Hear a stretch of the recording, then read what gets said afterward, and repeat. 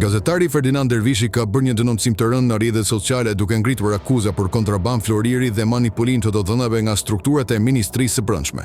Sipas tij, më datën 22 shkurt 2024 në pikën kufitare të Qafthanës, u ndalua një makinë Mercedes-Benz që i përkiste agjencisë së mbikëqyrjes policore, e cila dyshohet se transportonte sasi të padeklaruara floriri. Automjeti sipas Dervishit i përkiste drejtorit të AMP-s Florian Sulejmani, që ishte pjesë e flotës së mjeteve luksoze të sekuestruara nga krimi dhe më pas të marra nga policia e shtetit. Gjandalimi sipas gazetarit, punonjësit e policisë u përballën me presion dhe telefonata të njëpasnjëshme nga eprorët për arsyetimin se bëhet fjalë për një operacion të AMP-s. Notoj mjeti u pajis me targa të reja dhe ju dorëzua drejtuesve të AMP-s në Vlorë.